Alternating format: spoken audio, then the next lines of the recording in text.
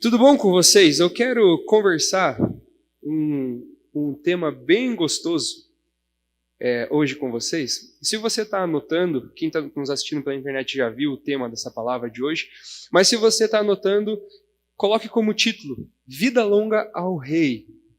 Amém? Vida longa ao Rei. Você vai entender, eu espero que a palavra de Deus transforme e mude a sua vida hoje para você entender o que é esse termo, vida longa ao Rei.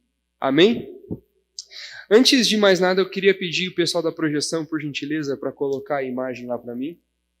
Eu gosto de fazer um negócio bem diferenciado, tá? Então, antes de começar a pregar, eu vou só ensinar alguma coisa para vocês primeiro, tá bom? Olha lá, apareceu. Quem aqui sabe jogar xadrez? Sabem jogar xadrez? Quem não sabe jogar xadrez, levanta a mão, por gentileza, só para eu saber. Então tá bom. Hã? Quem dá aula de xadrez? Aí, ó, quem dá aula de xadrez. Então, se você não sabe, ou que nunca tinha ouvido falar de xadrez, que bom, pelo menos não estou tão longe. Se você não sabe jogar xadrez, hoje eu vou ensinar você pelo menos um pouquinho. Você vai poder sair daqui hoje sabendo jogar xadrez, tá bom? E daí você vai entender o que significa esse termo vida longa ao Rei. Então, primeiro de tudo, eu vou ensinar você a jogar xadrez e além disso ainda, eu vou ensinar para vocês 5 ministérios. Quem aqui fez integração? Sabe o que são os 5 ministérios? Então eu vou ensinar você o que são os 5 ministérios jogando xadrez. Tá bom? Então, primeiro de mais nada, o xadrez, ele é um jogo que ele está há pelo menos aí 1.600 anos sendo jogado. Vocês sabiam disso? E vocês acham que jogos é de hoje em dia, do teu filho que quer ficar jogando PlayStation, quer ficar jogando Xbox, celular? Cara, xadrez é de mais ou menos 1.400 depois de Cristo.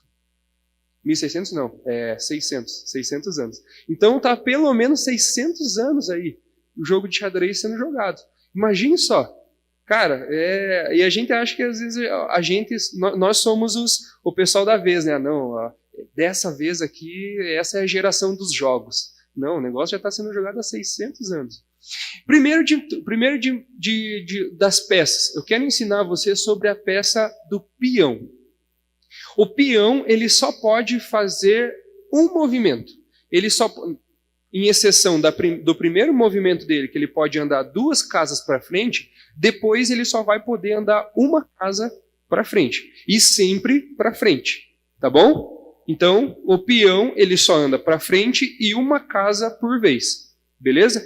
O peão, o que seria o peão, então? Seria mais ou menos, tá? Eu vou fazer uma relação aqui, se você fazer jus e concordar comigo, beleza. Se não, você pode mudar se você quiser.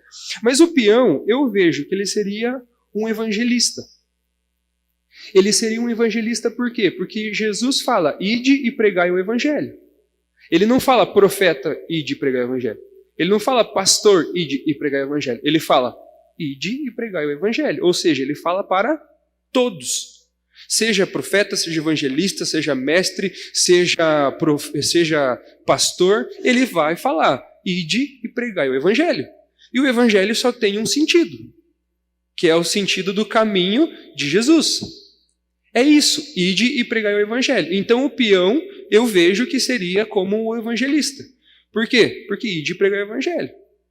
Todos nós temos um quezinho de evangelista nas nossas vidas. Quer ver um exemplo? Você tem um amigo ou um colega no seu trabalho que não conhece Jesus? Você pode falar de Jesus para ele. Esse é o teu quezinho de evangelista. Então, ir de pregar o evangelho é o peão. Ele sempre vai ir para frente, devagarzinho sempre, e sempre vai pregar o evangelho. E só ressaltando aqui, nenhuma peça do xadrez é maior que a outra. Vocês sabiam disso? Em nível de importância, porque cada um, mesmo com os seus movimentos e as suas particularidades, um depende do outro, e o outro depende do um. Todos para um objetivo só. Próxima peça é a torre. A torre é a letra T, Tzinho de baixo aqui. A torre, ela pode fazer movimentos horizontais e verticais.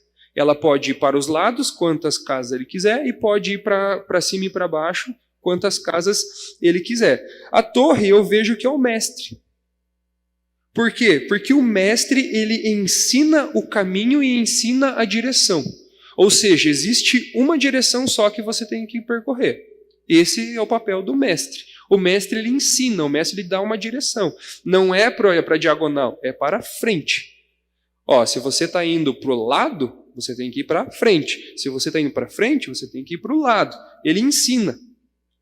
Próxima peça é o bispo.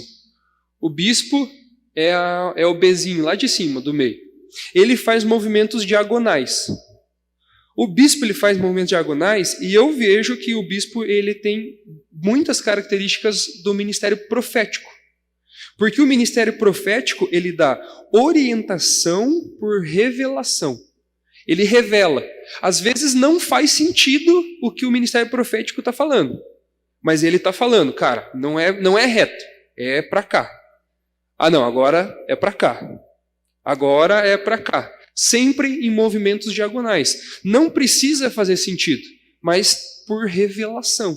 E a revelação, muitas das vezes, nós não entendemos, mas nós precisamos recebê-la. Próxima peça é o cavalo. O cavalo é o Czinho aqui de baixo. O cavalo, ele faz movimentos em L, ou seja, ele dá um movimento para frente e 2 para o lado. Ou ao contrário, ele dá 2 movimentos para frente e 1 para o lado. Tá bom? Mas ele também faz movimentos tanto para frente, quanto para trás, quanto para as laterais. E o cavalo, eu vejo que ele é um ministério apostólico. O ministério apostólico, ele é o responsável em planejar e executar. Muitas das vezes, o ministério apostólico, ele é o responsável em implementar igrejas. Quem aí já ouviu falar, o apóstolo tal, o apóstolo tal? Esse é um apóstolo, esse é o ministério apostólico. Ele é responsável em planejar e executar. Muitas das vezes o ministério apostólico é quem implementa igrejas. Nós temos também a rainha. A rainha é o desenho lá de cima, tá bom? A rainha, eu vejo que ela seria o ministério pastoral. E não é porque eu sou pastor, mas eu vejo que é o ministério pastoral, porque ela é a mais versátil de todas as peças.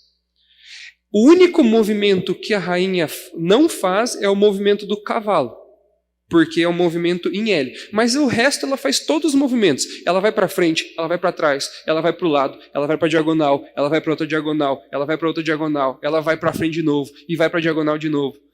E por que eu vejo que ela tem muito do ministério pastoral? Porque o ministério pastoral é aquele que está mais próximo das ovelhas. E é aquele que mais precisa se virar nos 30 para conseguir falar com a ovelha, trazer a ovelha para a igreja.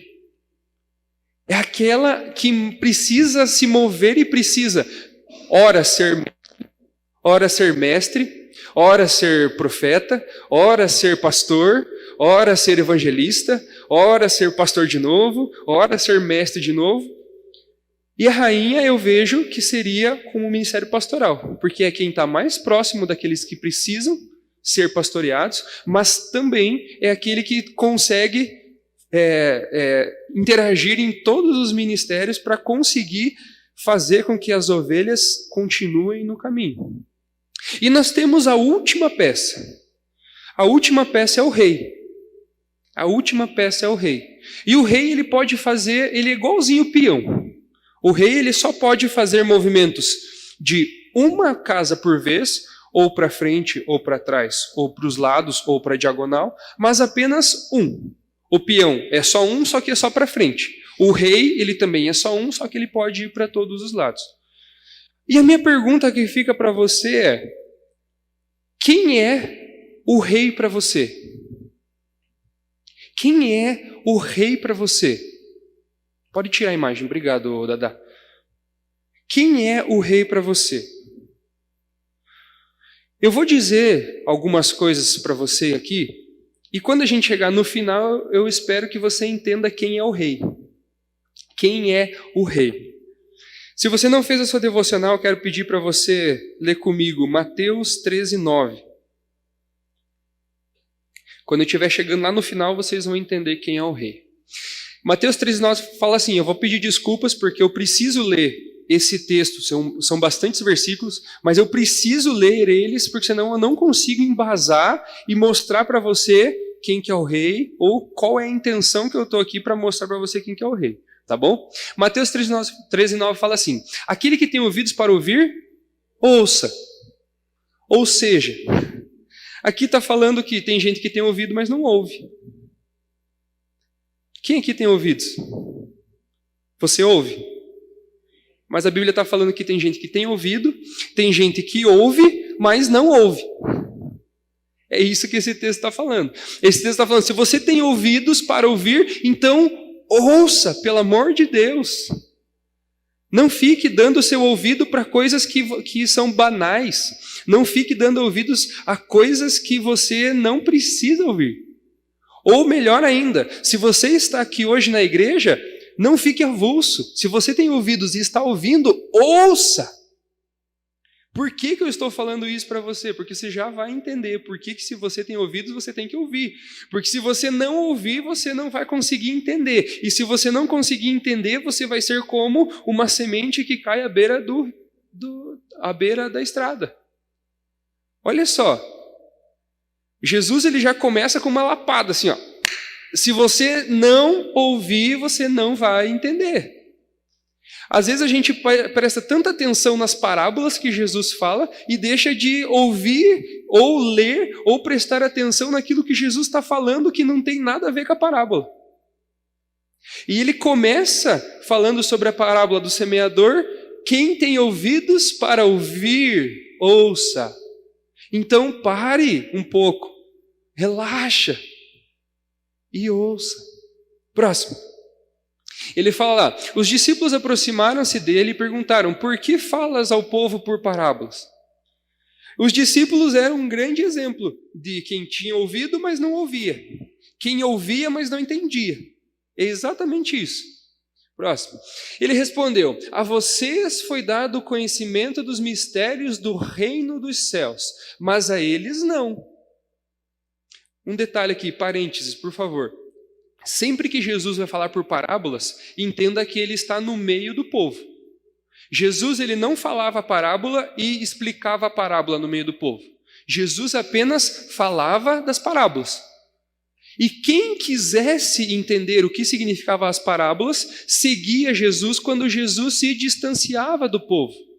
E normalmente, quando Jesus se distanciava do povo, ele estava envolto dos seus discípulos e daqueles que queriam entender o que era o significado das parábolas.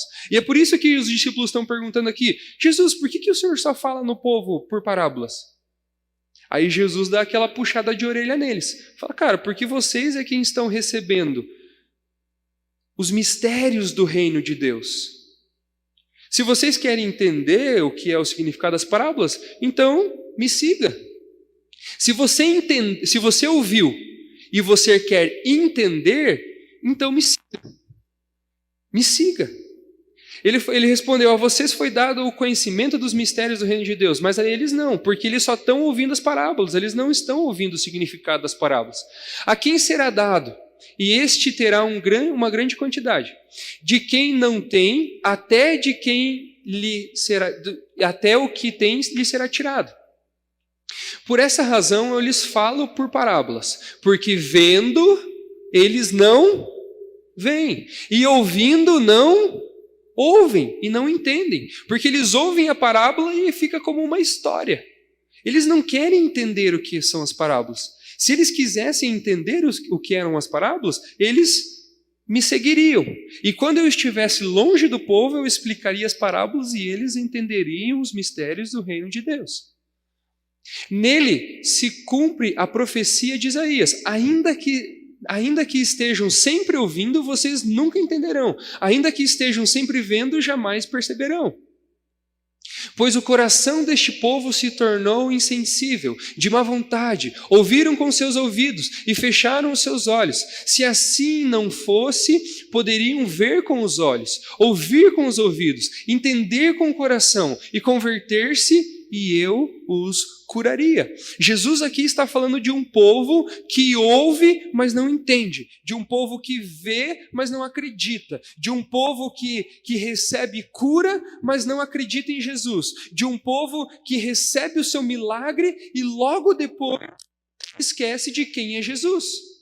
É disso que Jesus está falando, de um povo que vê e não entende, de um povo que ouve e não entende, de um povo que vê e não acredita. Mas felizes são os olhos de vocês, porque vocês veem, e os ouvidos de vocês, porque ouvem. Vocês são felizes. Sabe por quê? Porque vocês têm olhos e vocês veem e acreditam, porque vocês têm ouvidos, vocês ouvem e entendem. É isso que Jesus está falando. Vocês não fazem parte do povo, vocês fazem parte do reino. Vocês estão inseridos dentro de algo chamado reino. Muitos dentro do reino só ouvem, muitos dentro do reino só veem. Mas existem aqueles que são felizes, que ouvem e veem, e acreditam, e entendem, e desfrutam, e são felizes. Pois eu digo a verdade, muitos profetas e justos desejaram ver o que vocês estão vendo, mas não viram, e ouvir o que vocês estão ouvindo, mas não ouviram. Profetas que declararam a vinda de Jesus, antes de Jesus vir, eles desejaram o que nós temos hoje. Eles desejaram ser chamados filhos de Deus. Eles desejaram ouvir as maravilhas e as maravilhosas palavras de Jesus, mas não receberam. E nós temos acesso a tudo isso.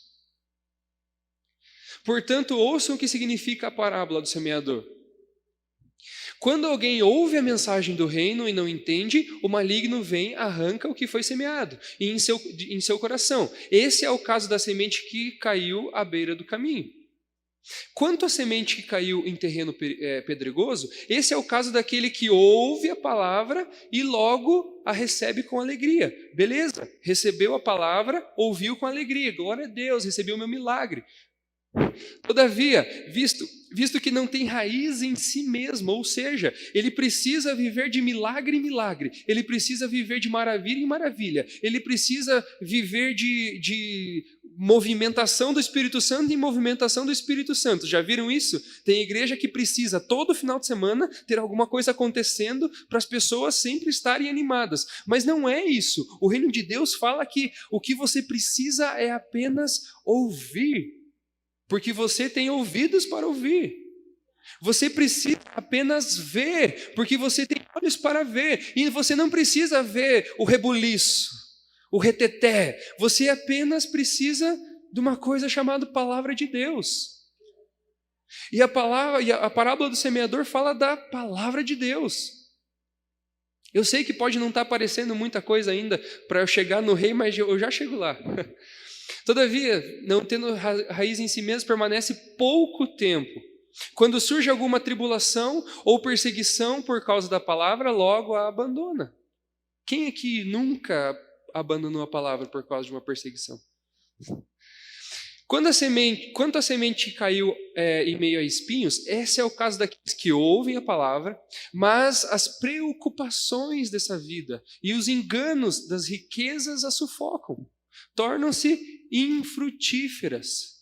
Ou seja, a semente caiu em um terreno, só que nesse terreno existiam dificuldades, nesse terreno existiam tribulações que acabavam deixando você triste.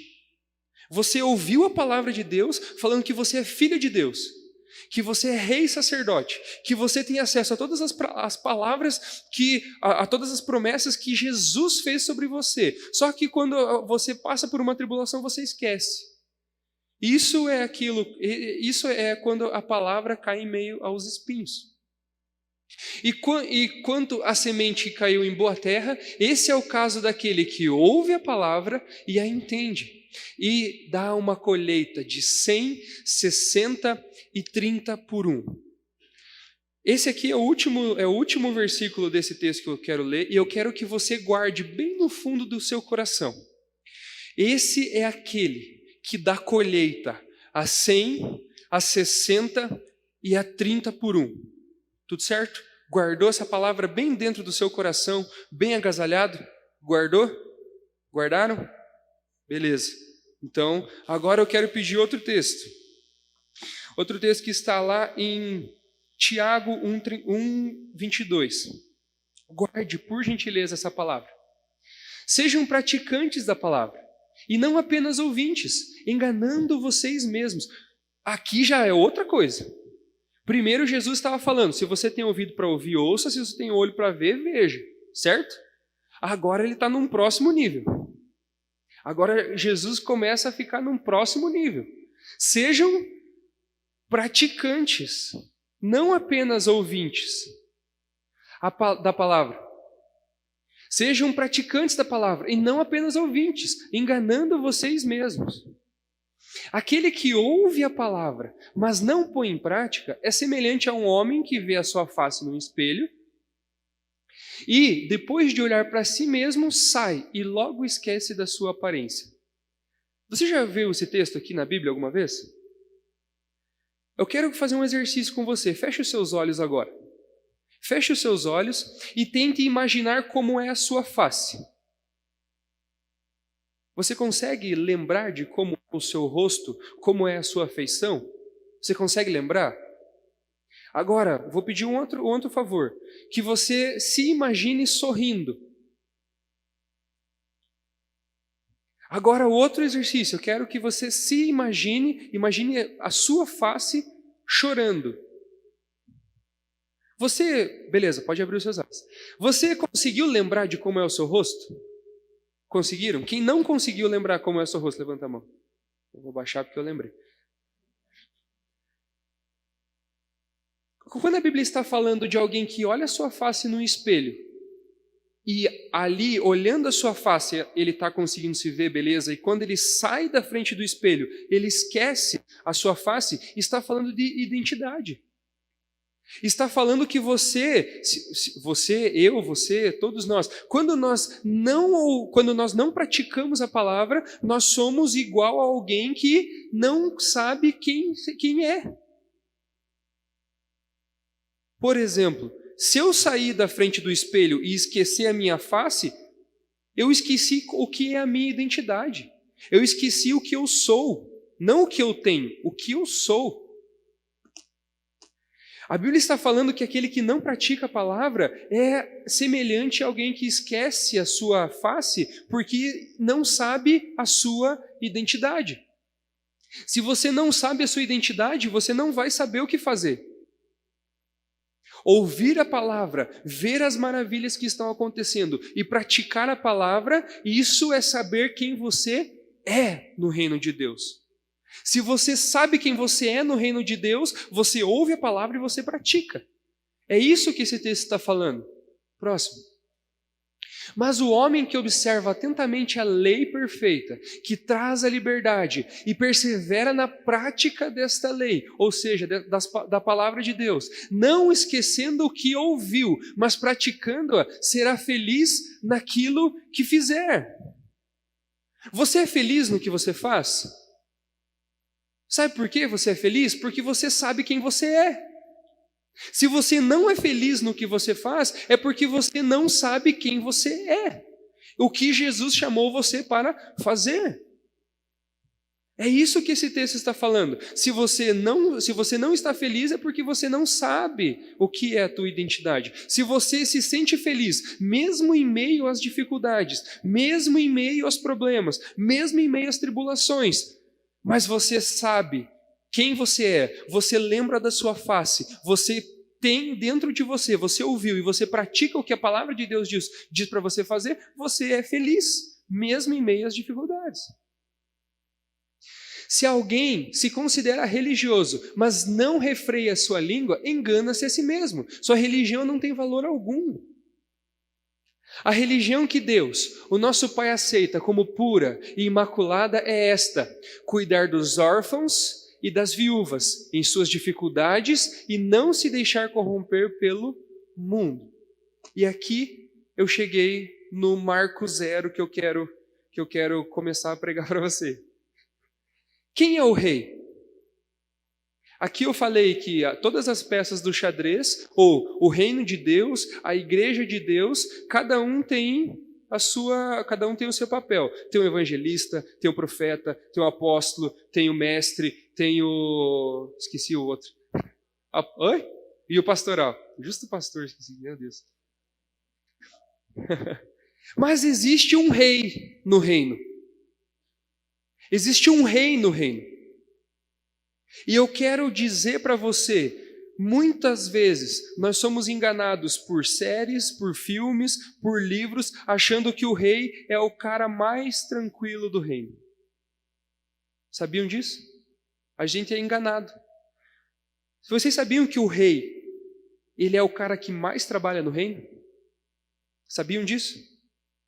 Vocês sabiam que a posição mais vulnerável de um reino não é de um plebeu, não é de um comerciante, é de um rei?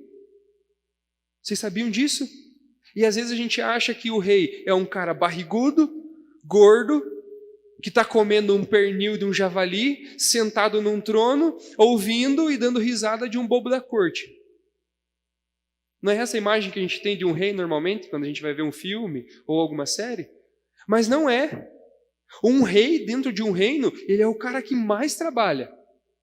Ele é aquele que mais toma decisões, e decisões que são importantes, e inclusive são decisões que vão fazer o seu reino prosperar ou decair. A cadeira do rei, a posição do rei, o rei em si, ele é o cara mais vulnerável de um reino. Ou vocês já ouviram dizer, ou já viram algum filme que um reino, quando ele está lutando contra o outro, ele vai pegar um comerciante lá para barganhar com o rei? O que o reino contrário quer? Ele quer a cadeira do rei. Então o rei, ele é a pessoa mais importante de um reino, não pela posição, mas porque ele é quem toma as decisões. É porque é ele quem decide se o seu reino vai expandir ou não vai expandir. Ele é quem está mais vulnerável, mas principalmente porque o rei é o único livre dentro de um reino. Vocês sabiam disso? Sabiam que o rei é o rei e a sua família é o único que são verdadeiramente livres dentro de um reinado? Um rei é o único que fala, eu vou fazer isso, e vai e faz porque quer. Diferente de alguém que está servindo o rei. Alguém que está servindo o rei, ele não está ali porque ele quer. Muito provavelmente ele está ali porque ele precisa. Então um rei, ele é o único verdadeiramente livre dentro de um reino. É o único que faz aquilo que ele quer mesmo. Mas aqui é que está o pulo do gato. Que um rei não é porque ele é o único verdadeiramente livre que ele faz o que ele quer. É porque ele é o único verdadeiramente livre, ele é o único que toma as decisões verdadeiramente tranquilo em saber que ele é livre, mas ele sempre visa o reino. Se ele for tomar uma decisão que vai fazer o seu reino sofrer, quem vai sofrer é ele também. Se ele tomar uma decisão que vai fazer os limites do seu reino diminuir, quem vai sofrer é ele. E um limite de um reinado, o limite de um reino, ele é determinado pela vontade de um rei. Quanto maior a vontade de um rei, mais os limites desse reino são estendidos. Agora, quanto maior a acomodação de um rei, mais pequenos são os limites de um reino. Sabiam disso?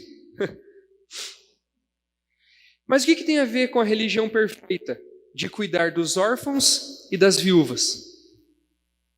O rei, eu vou dizer para você, para mim, o rei são cuidar dos órfãos e cuidar das viúvas.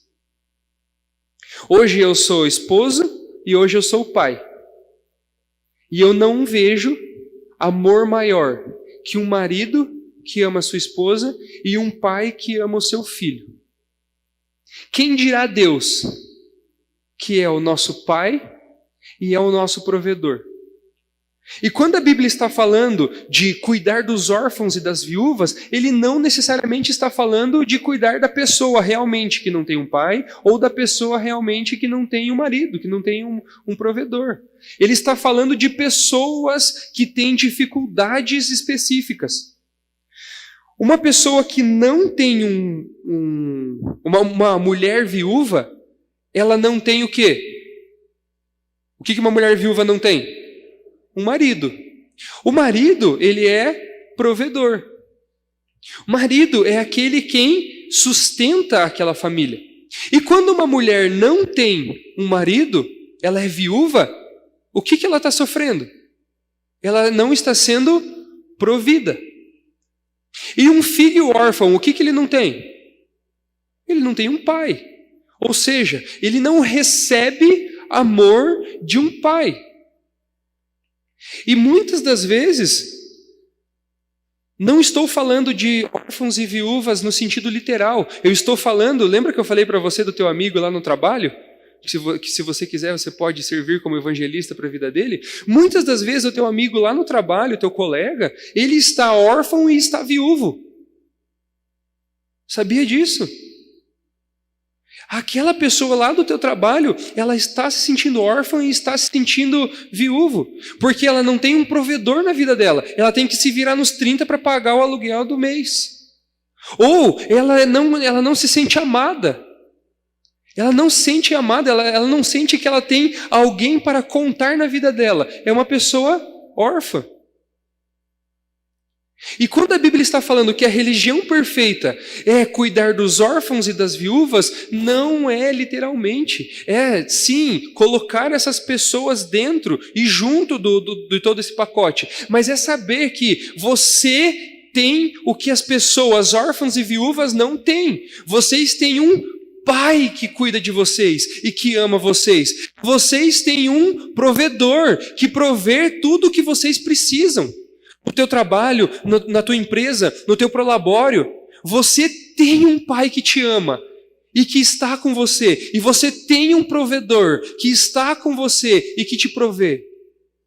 Você tem isso, e você não é órfão, e você não é viúva, mas você está no meio de um lugar de órfãos e viúvas. Existe só um Deus, e existe só um Pai. O pai reconhece e ama o filho, mas o filho só reconhece o pai quando decide reconhecer. Deus ama o teu amigo que está lá no trabalho? Ele ama. Mas ele só vai ser chamado de filho quando ele entender que ele é filho. Vocês acham que eu não amo meu filho que vai fazer 3 meses agora, com aquela bochechinha gorda ali que eu aperto e mordo e esmago ele? Você acha que eu não amo ele de todo o meu coração? Eu amo aquele piá de um jeito que vocês não têm noção. Só que eu só vou ser considerado pai para ele quando ele entender que eu sou o pai dele. Eu posso fazer o que eu quiser. Se ele não me considerar como pai dele, eu não vou ser um pai para ele. Entenderam a diferença de você ser amado como filho, mas tem uma diferença de você ser amado como filho e você ser filho. Deus ama a todos como filhos. E pronto, acabou. Satanás e seus demônios podem falar o que quiser, isso nunca vai mudar. Mas sabe aonde que Satanás e seus demônios, eles atingem as nossas vidas e a vida das pessoas que estão ao nosso redor? Em dizer que eles não são. Se essas pessoas começarem a entender que elas são filhas de Deus e começarem a reconhecer a Deus como Pai, elas não vão ser mais órfãos e viúvas. Por que hoje a gente tem tantos ismos no nosso mundo? Machismo, feminismo, não sei o queísmo, LGBTQI+, alfa, premium e vai para frente. Porque são pessoas que não reconhecem. Não estou falando mal de nenhum desses ismos, tá?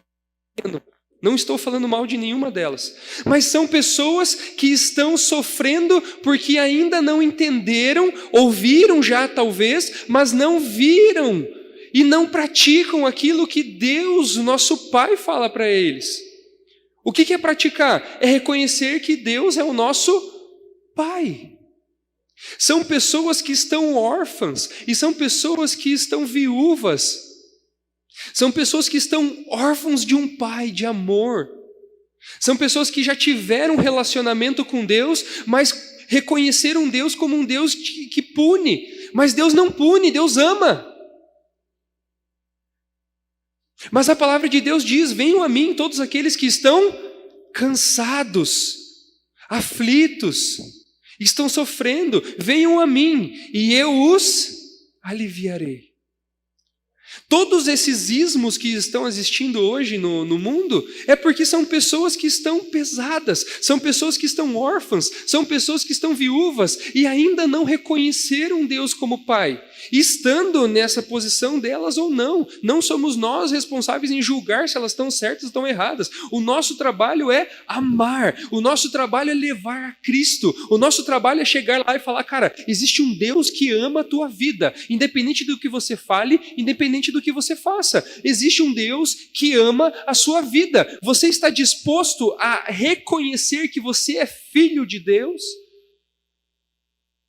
E enquanto não entendermos que o nosso trabalho é levar ao amor, o nosso trabalho é levar um pai que é provedor e levar um pai que é pai de amor para essas pessoas, elas estarão sofrendo. Quem é o rei? O rei é o próximo. O rei são aqueles que estão viúvos e estão órfãos. Estão carecendo de algo para aliviar o peso que está sobre as costas deles. E eu vou dizer para você, muitas das vezes essas pessoas só estão esperando uma palavra. Muitas das vezes essas pessoas só estão esperando um eu te amo, um Jesus te ama.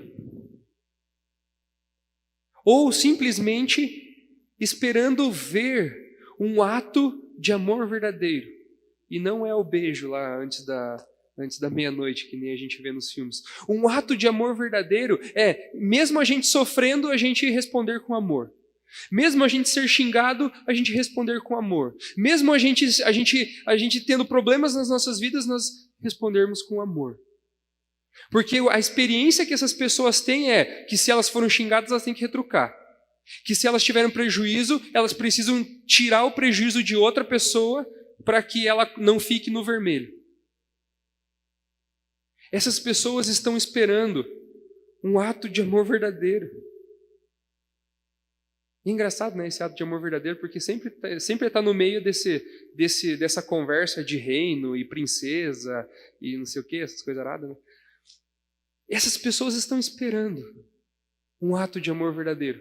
Só que eu vou dizer uma coisa para você, o maior ato de amor verdadeiro já aconteceu. Há 2000 anos atrás, quando um homem crucificado no madeiro disse tetelestai. Tetelestai quer dizer está consumado. Ou seja, nada do que aquela pessoa fazer vai fazer ela ser justa. Nada do que aquela pessoa falar vai fazer ela ser justa. Apenas uma coisa: acreditar e reconhecer que Deus é o nosso Pai, que Deus é o nosso provedor. Vida longa ao Rei. Eu não preciso falar para Jesus vida longa ao Rei, sabiam? Jesus é Rei? É. Deus é Rei? É. Só que eu não preciso falar para Jesus vida longa ao Rei. Por que eu vou desejar vida longa ao Rei a alguém que já é a vida? Por que eu vou falar para Jesus vida longa ao Rei para o cara que já é, sempre foi e sempre vai ser? Alguém que já é. Eu preciso falar vida longa ao Rei ao meu próximo. Eu preciso falar vida longa ao Rei aqueles que estão órfãos e estão viúvos e ainda não entenderam, ouviram, mas não entenderam, viram, mas não receberam, aquelas pessoas que ainda não reconheceram que são filhos amados de um Pai de amor. Vida longa ao Rei é para aquele meu irmão que está sofrendo, para aquele meu irmão que está com um peso nas suas costas. Vida longa ao Rei, que nos dá vida longa como reis e sacerdotes. Vida longa ao Rei, ao nosso Deus e Pai, que nos dá vida e que nos envia para dar vida aos próximos que estão ao nosso redor. Isso é vida longa ao Rei. Isso é ser chamado de rei e sacerdote. Isso é estar em um reino chamado Reino de Deus e estar pronto para levar vida àquelas pessoas que estão órfãos e estão viúvas. Romanos 5,17. Romanos 5,17 fala: se pela transgressão de um só a morte reinou por meio dele, muito mais aqueles que recebem de Deus a imensa provisão da graça e a dádiva da justiça, o quê? Reinarão em vida por meio de um único homem, Jesus Cristo.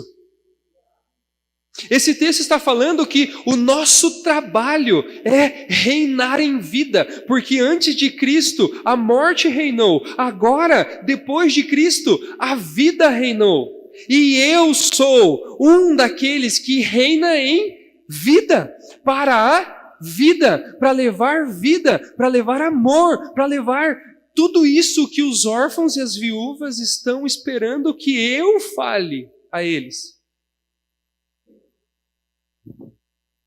Para finalizar, o pessoal do louvor, se quiser, pode subir.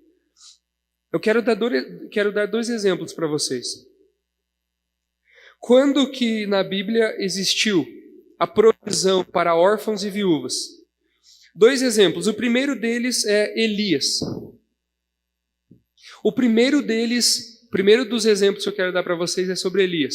Pode colocar para mim, por gentileza, 1 Reis 17?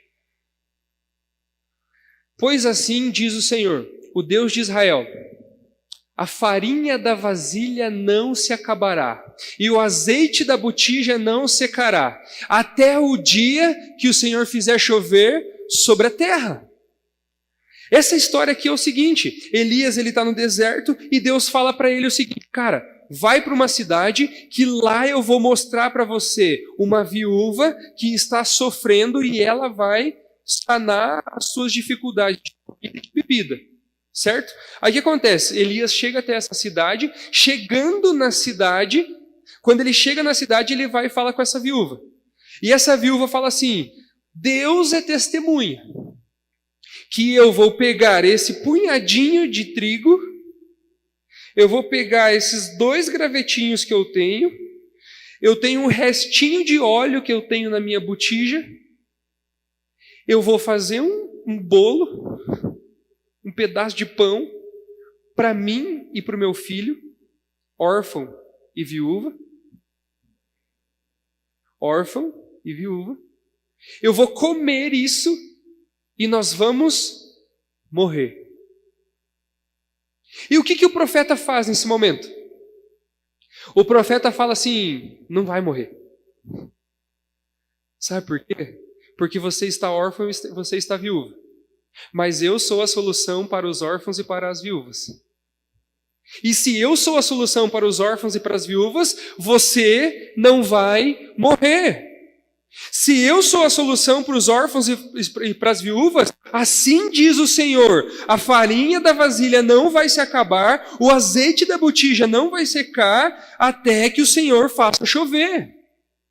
Esse é o primeiro exemplo que eu quero dar para você. Quando a gente, como reis e sacerdotes, como filhos amados de Deus, como resposta para órfãos e viúvas, nós decidimos atender aos órfãos e às viúvas, a farinha não vai acabar, o azeite da botija não vai secar,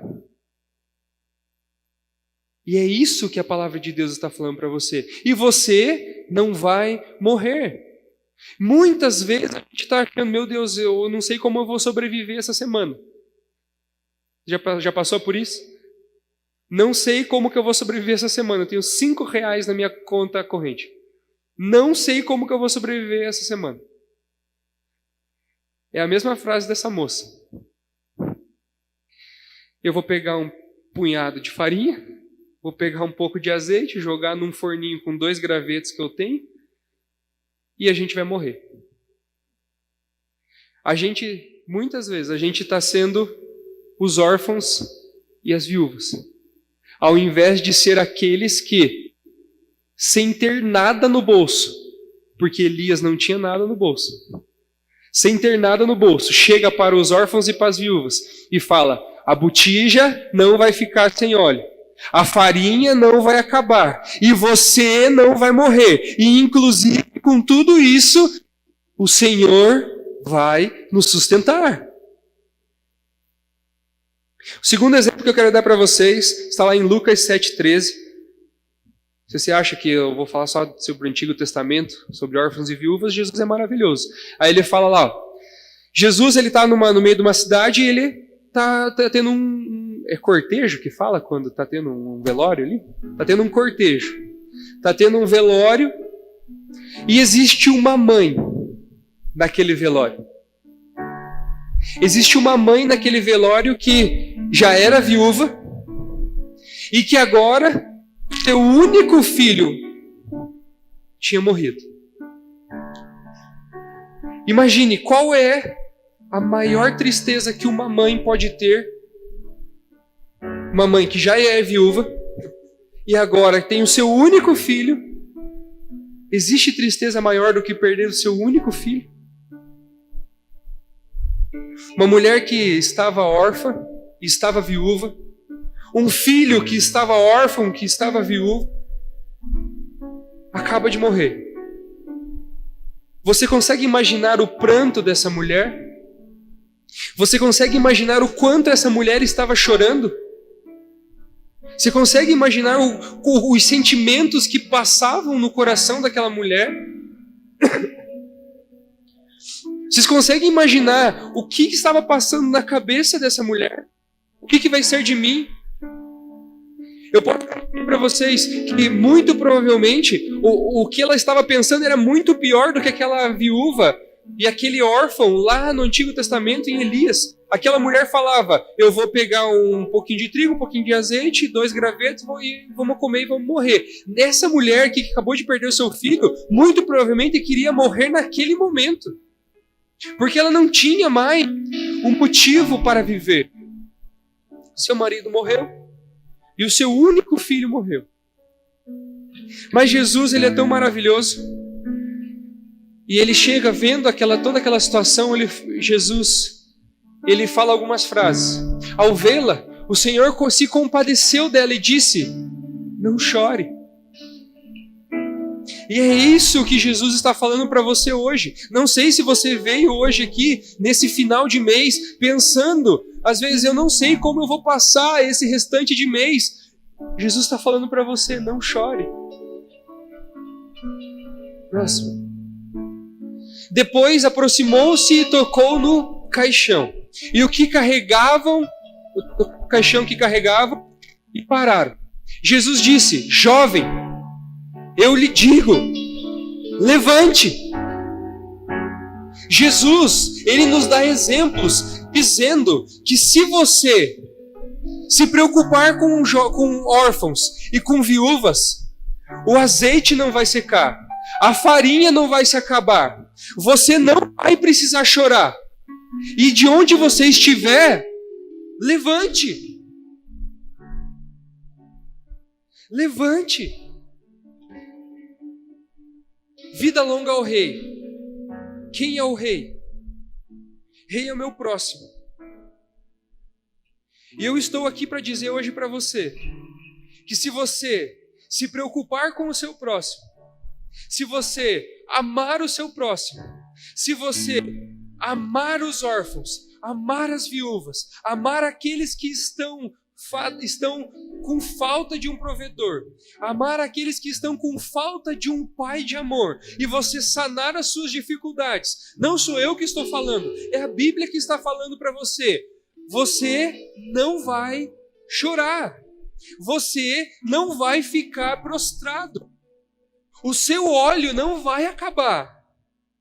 A sua botija sempre estará cheia, a sua farinha vai multiplicar. E não importa o que você faça, não importa o que você diga, não importa, você é amado de Deus. E isso importa para nós. E o óleo não vai acabar, a farinha vai multiplicar. Você não vai chorar, porque você não foi chamado para chorar. Você foi chamado para resgatar aqueles que estão chorando. Você foi chamado para levantar aqueles que estão prostrados, porque você é rei e sacerdote, e vida longa ao rei é você levantar e tirar e saquear os órfãos e as viúvas que estão carentes de um amor de um pai maravilhoso. As pessoas estão sofrendo no inferno porque elas não entendem e elas não recebem que Deus é amor. E as pessoas estão precisando que eu e você, levemos esse amor de um Deus que é amor para elas. Quantas pessoas você conhece que esperam com todas as forças chegar sexta-feira para que eles vão para um barzinho, para um happy hour, beber, encher a cara? Quantas pessoas vocês conhecem que esperam que chegue o final de semana, ou às vezes nem espera chegar o final de semana, eles só dependem de drogas? Quantas pessoas que vocês conhecem que estão dependentes fisicamente de outras pessoas? São pessoas órfãs e são pessoas viúvas. E você é o filho amado, você é o rei instituído por Deus nessa terra para levar amor, para levar vida, para levar o sanar das dificuldades. Chegar para essas pessoas e falar: não chore. Chegar para essas pessoas e falar: levante. Chegar para essas pessoas e falar: cara, eu não sei o que vai acontecer, mas o óleo não vai acabar e a farinha vai multiplicar e você não vai morrer. São duas coisas. Você é uma promessa que Deus faz para você, para mim e para você, que se você se preocupar com essas pessoas, você não vai sofrer. Mas também é essas pessoas que precisam sair desse lamaçal chamado viúvo e órfão, porque elas ainda não receberam. Quero convidar você a se pôr de pé, por gentileza.